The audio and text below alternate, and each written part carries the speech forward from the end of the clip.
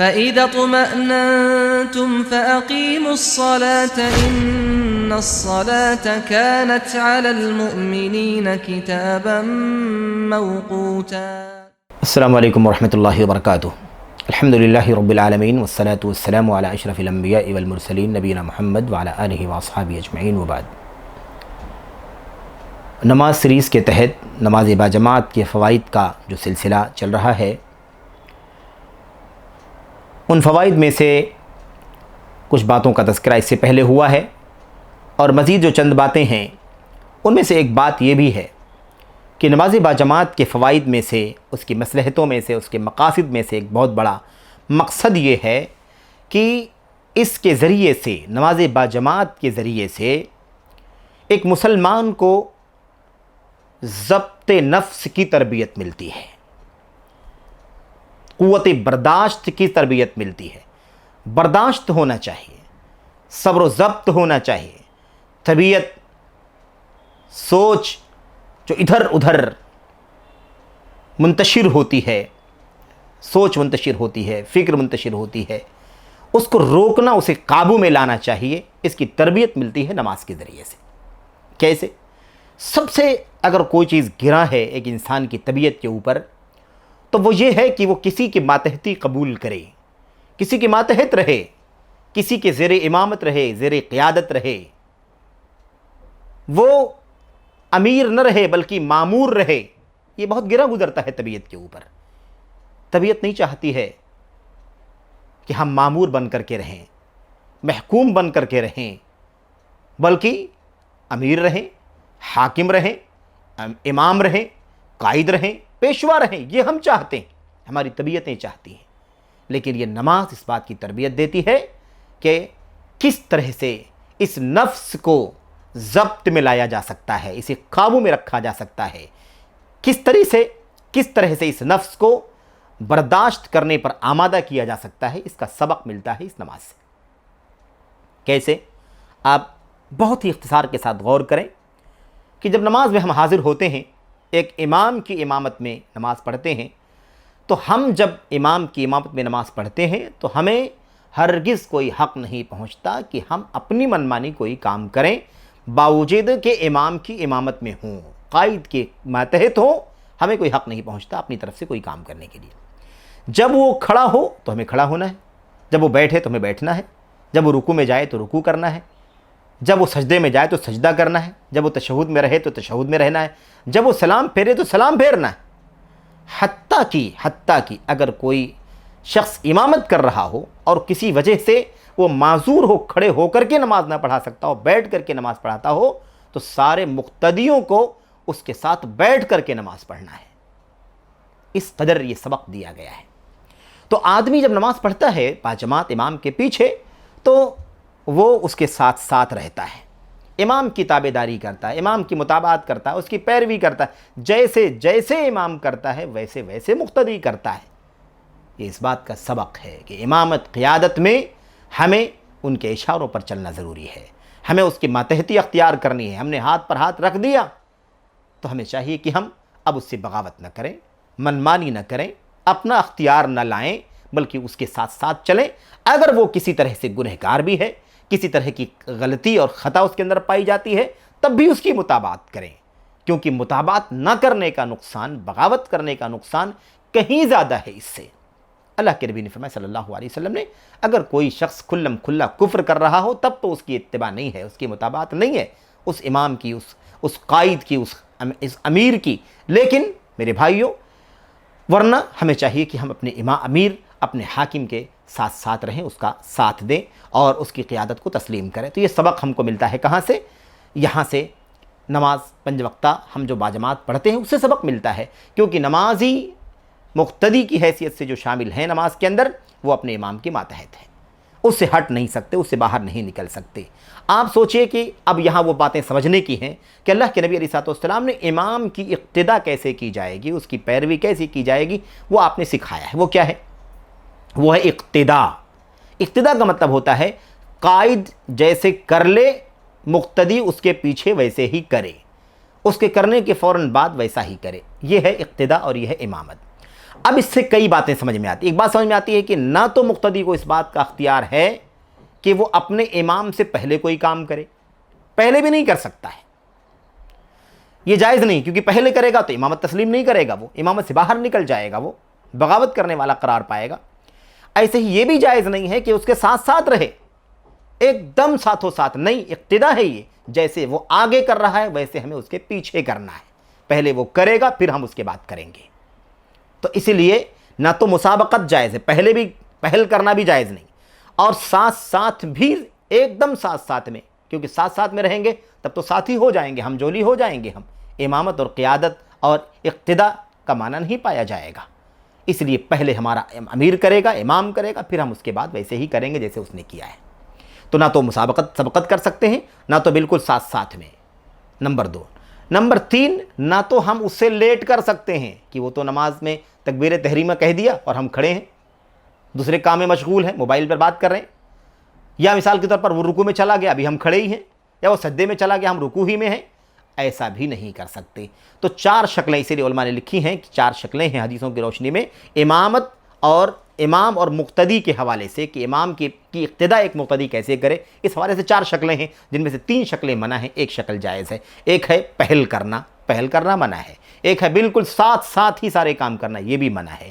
ایک ہے وہ کر لے اس کے بعد کام کرنا، تیسری شکل ہے. ایک چوتھی شکل ہے وہ کر لے اور ہم کھڑے رہیں یا ہم رکے رہیں اور بعد میں دیر سے وہ کام کریں، تاخیر کے ساتھ کریں. تو نہ تو پہل کرنا جائز ہے، نہ ساتھ میں کام کرنا جائز ہے، اور نہ تو دیر میں کرنا جائز ہے. ایک ہی شکل جائز ہے جو اقتدا کا تقاضا ہے، وہ یہ ہے کہ پہلے ہمارا قائد ہمارا امام کرے اور ہم معاً بعد اس کے اسی طرح سے کریں. یہ ہے اقتدا. تو بہرحال اس سے اس بات کا سبق ملتا ہے کہ نفس کو، طبیعت کو اس بات کا عادی بنایا جائے کہ ہمارا بڑا جیسا کہے گا ہم ویسے ہی کریں گے، ہم اپنے بڑے کے ماتحت رہیں گے، ہم اپنے امیر اور اپنے امام اور قائد کے ماتحت رہیں گے.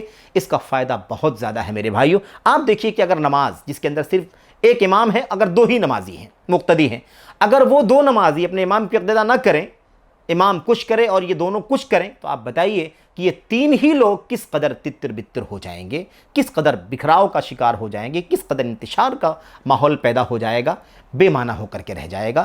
یہ جماعت اور یہ نماز بے معنی ہو کر کے رہ جائے گی. تو آپ سوچئے کہ اگر یہ 2-3 لوگوں میں یہ مسئلہ ہو سکتا ہے، تو اگر پوری امت کا مسئلہ آ جائے، پوری مملکت کا مسئلہ آ جائے اور انتشار کا ماحول پیدا ہو جائے، یا کسی چھوٹے بڑے سیٹ اپ کے اندر کوئی اپنے امام اپنے بڑے کی ماتحتی نہ قبول کرے، اس کی پیشوائی نہ تسلیم کرے، تو آپ سوچئے کہ کس قدر اتھل پتھل کا ماحول پیدا ہو جائے گا اور کس قدر جنگل راج ہو جائے گا، کس قدر، یعنی آپ یوں سمجھ لیں کہ بدنظمی اور انار کی پورے طور پر پھیل جائے گی.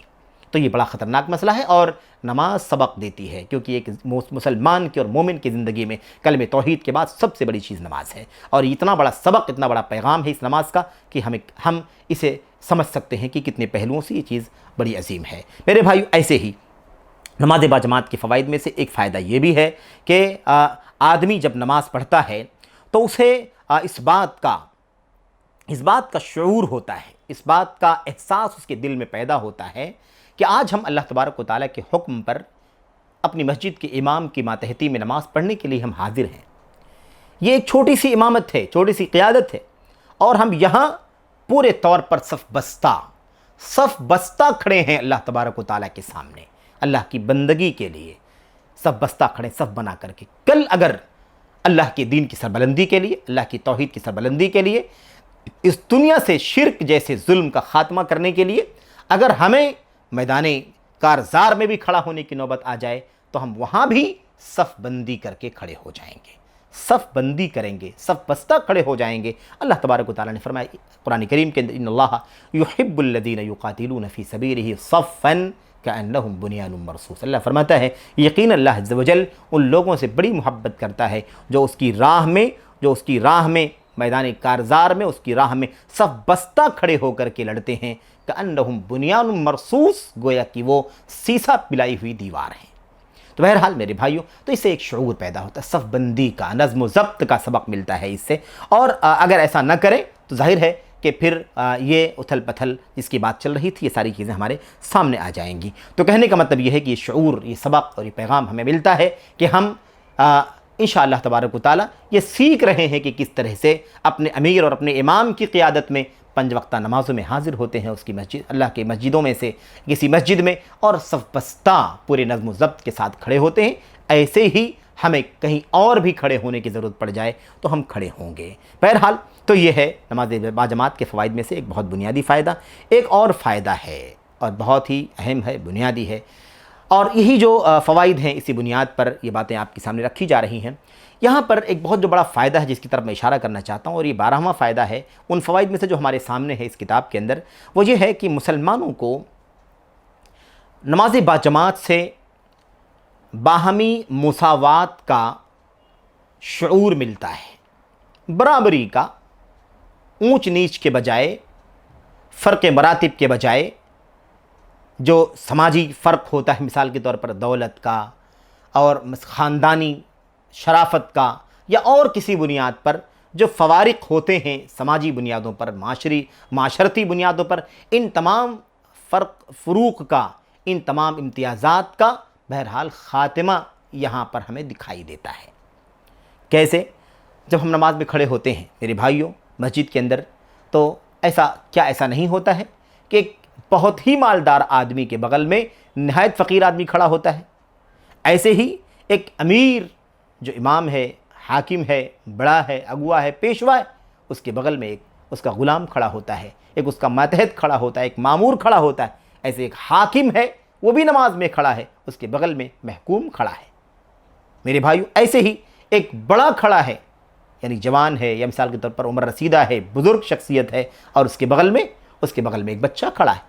ایک بہت بڑا عالم فاضل ہے جو نماز میں کھڑا ہے، مفتی ہے، امام ہے، علم کی امامت کا اللہ تبارک و تعالیٰ نے منصب اسے عطا فرمایا ہے، اس کے بغل میں ایک نہایت ہی لا علم اور جاہل قسم کا آدمی بھی کھڑا ہے۔ تو سماجی جو فروق ہے مثال کے طور پر، یہ فروق جو ہے اس کا احساس ختم ہوتا ہے، بلکہ یہ احساس ہوتا ہے کہ اللہ ہمارا سماجی فرق تو بہت سارا ہے، مال کا، دولت کا، عہدے کا، منصب کا، اور بہت ساری نوعیتوں کا فرق ہے سماجی اعتبار سے، لیکن تیرے گھر میں، تیرے دربار میں ہم کھڑے ہیں، تیری بندگی کے لیے کھڑے ہیں، ایک امام کی امامت میں نماز پڑھ رہے ہیں، تو یہاں پر ہمیں اس طرح کا کوئی فرق و امتیاز ہمیں دیکھنے کو نہیں مل رہا ہے۔